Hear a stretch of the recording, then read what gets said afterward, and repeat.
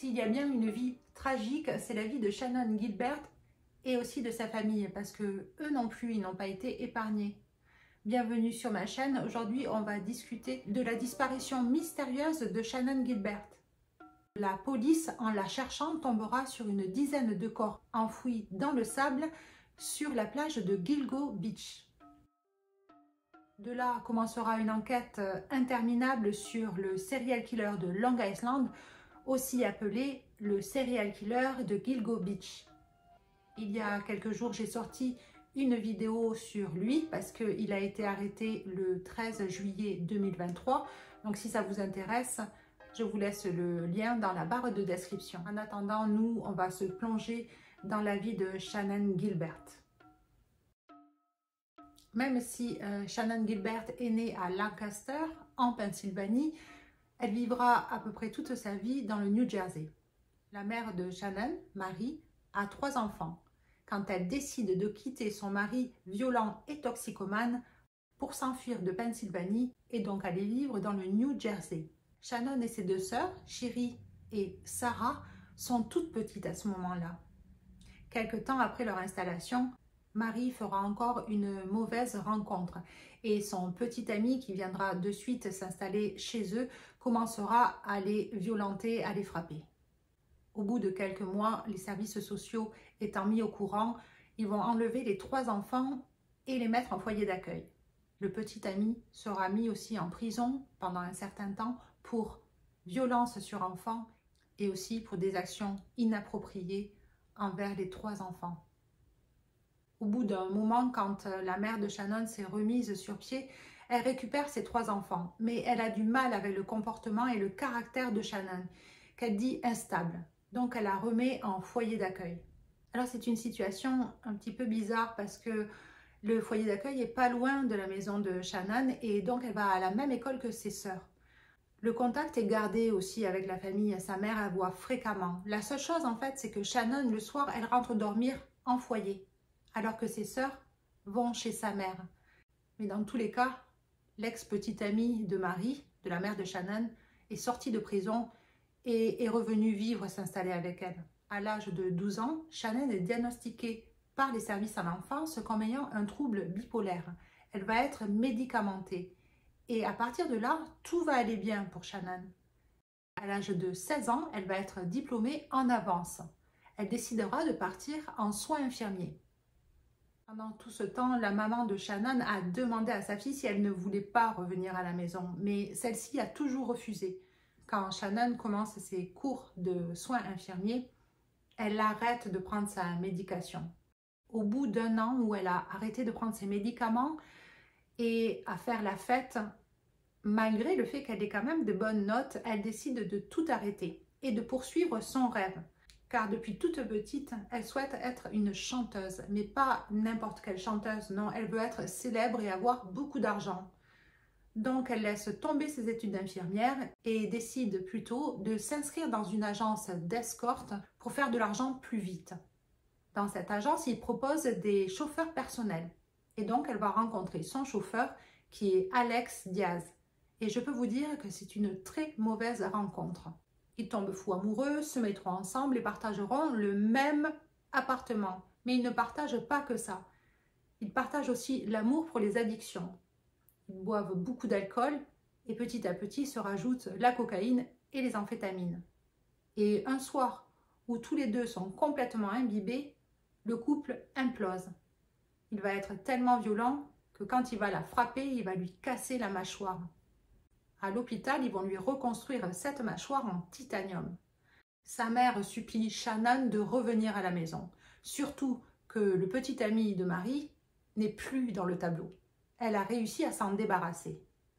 C'est un soulagement, mais à la place, sa sœur, Sarah, qui a 14 ans, est tombée enceinte de son petit ami dealer qui frappe toute la famille. Sarah va interrompre cette grossesse, mais elle ira vivre chez ce petit ami-là pour éviter qu'il ne revienne à la maison. À la sortie de l'hôpital, Shannon revient chez Alex. Mais elle s'enlève de l'agence d'escorte et crée son propre site d'escorte. Sur Craigslist, ça se faisait beaucoup en 2010. Elle prend un chauffeur particulier qui sera Michael Pack. Au bout de quelques mois, elle a accumulé assez d'argent pour se prendre un appartement toute seule. Elle recommence aussi à prendre en ligne des cours en soins infirmiers. Elle continue à avoir ses sœurs et son petit-neveu. Parce que, entre-temps, Sarah est retombée enceinte et a eu un enfant. Toujours du dealer. Le soir du 1er mai 2010, Shannon reçoit un appel d'un client qui veut la voir. Il est minuit, elle fait appel donc à son chauffeur. Le client habite assez loin, en fait, il habite sur l'île de Long Island. Plus exactement, proche de la plage de Gilgo Beach. Il y a un lotissement, une sorte de résidence privée, fermée au public. Ils se font appeler de West Gilgo Beach ou de Oak Beach Association, parce que ce lotissement est entre la plage de Gilgo Beach et la plage de Oak Beach. Le client qui l'a appelé, c'est Joseph Breyer. C'est un homme de 46 ans qui est divorcé et il travaille dans la finance. Il habite une belle maison au numéro 8 Fairway Road. Pendant les 2 heures que dure le trajet pour aller jusqu'à Long Island, Michael dira qu'avec Shannon, ils ont parlé de tout et de rien et qu'elle semblait très très bien.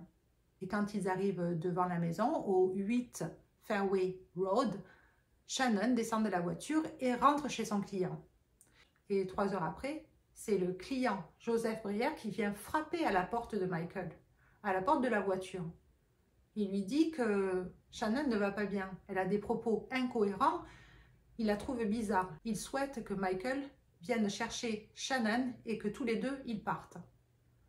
Michael ne se fait pas prier, il rentre dans la maison et là, il voit Shannon. Elle est assise sur le canapé, elle est cramponnée au canapé et elle tient son téléphone à l'oreille. Elle est en communication apparemment avec le 911. State Police. Yeah, there's somebody after me. I'm sorry? There's somebody after me. Where are you? There's somebody after me. Okay, where are you? Michael lui demande de venir avec lui et qu'ils partent. Mais elle ne le reconnaît pas. Puis après, elle se souvient de lui et elle lui dit « Mais tu fais partie du groupe ?» À ce moment-là, Shannon, elle a peur de l'extérieur. Elle demande à ce qu'il ferme la porte. Mais le propriétaire, Joseph, lui, il ne veut pas fermer la porte. Il veut qu'ils partent. D'ailleurs, à un moment donné, on l'entendra aussi dans l'appel téléphonique. Il leur demande d'aller discuter à l'extérieur. Mais Shannon ne veut pas bouger. Elle veut rester à l'intérieur. Please, into the door. No, time to go. Please. Please. Please. Michael, qui s'approche d'elle et qui essaye de la rassurer, se retrouve face à quelqu'un qui lui dit « Est-ce que tu veux me tuer ?» Michael Pack essaye de la resituer, de la rassurer aussi. Il lui demande de venir avec lui dans la voiture. Il veut partir. Et d'un coup, alors qu'elle est assise sur ce canapé, elle se lève et part en courant de la maison. Elle crie aussi. Michael Pack essaye de la suivre et il monte dans sa voiture noire, sa SUV noire, pour la suivre en allumant les phares. Il fait nuit et il la voit courir. Elle s'arrête dans une maison et commence à frapper à la porte. En fait, elle tape à la porte de Gus Coletti, qui répond. Et là, il lui pose des questions, mais elle ne répond pas. D'ailleurs, elle est toujours en relation avec le 911, mais elle ne leur répond pas non plus. Ils ne font juste que écouter ce qui se passe. De temps en temps, ils l'interpellent, mais elle ne leur répond pas. Gus Coletti, lui, il lui demande s'il y a un problème. Elle lui dit que oui, qu'il y a un homme qui essaye de la tuer. Il est dans une voiture, il la poursuit. À ce moment-là, Gus voit qu'il y a une voiture noire qui se gare devant chez lui.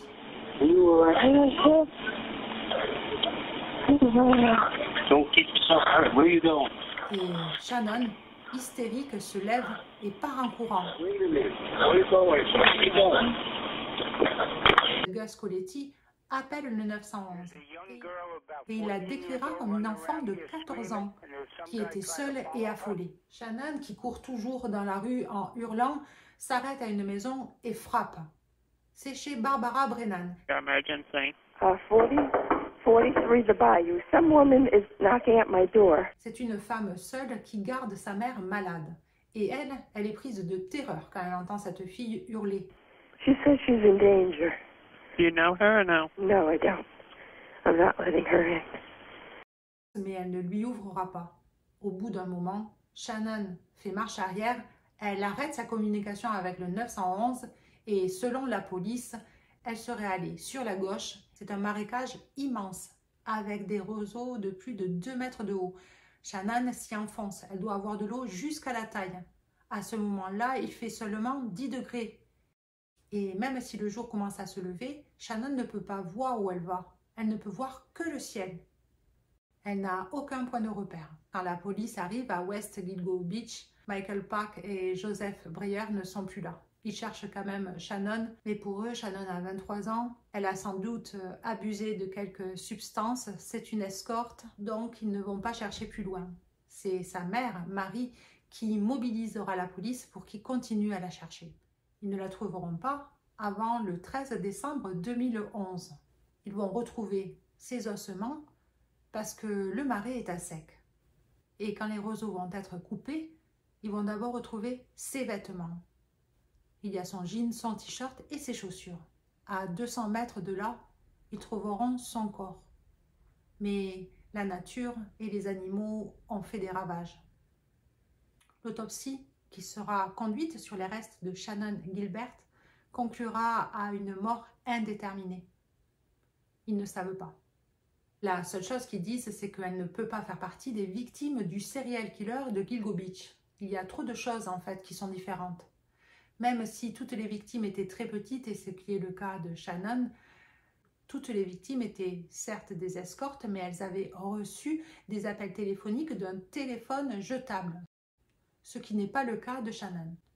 Le lieu aussi, elle n'est pas du tout enterrée sur une plage, ni à côté de toutes les victimes, elle est à plus de 10 km.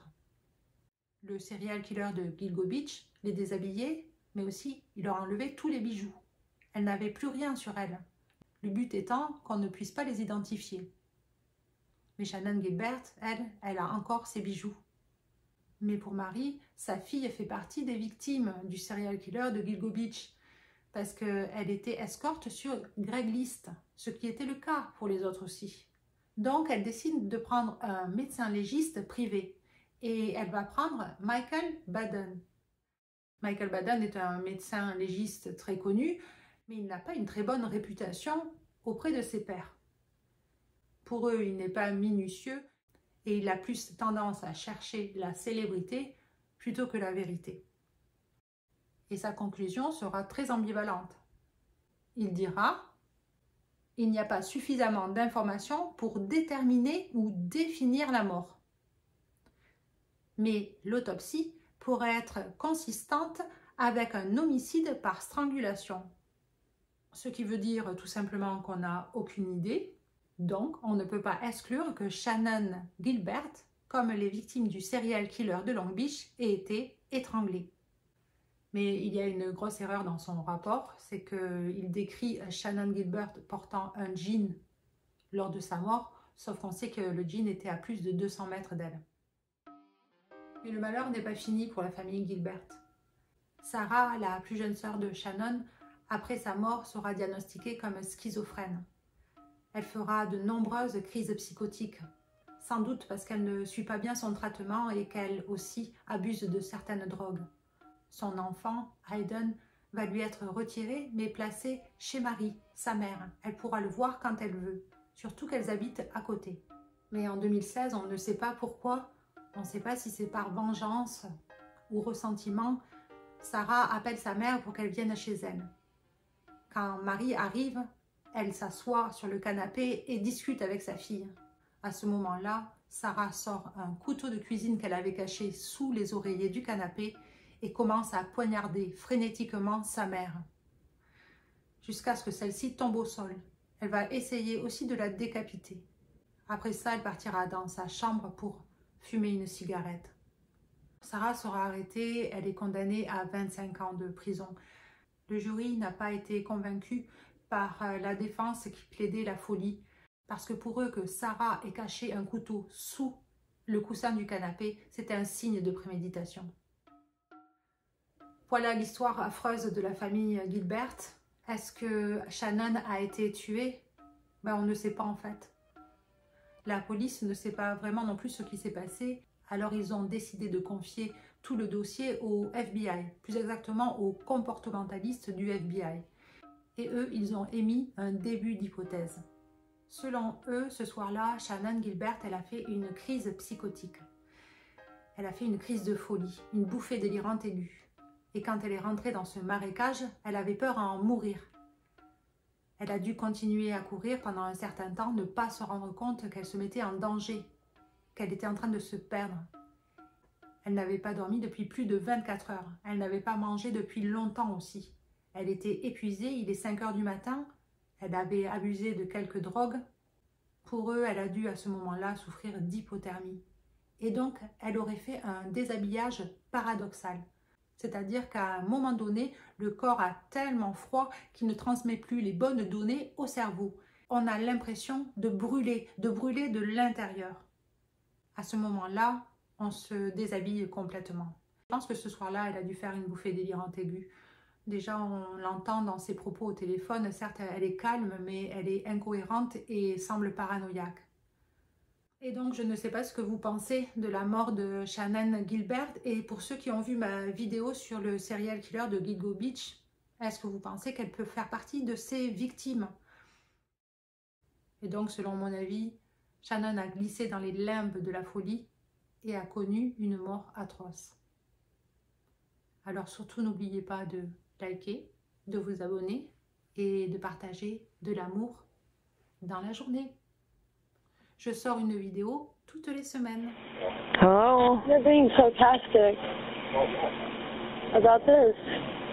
You're a part of this all along. I just met him just now.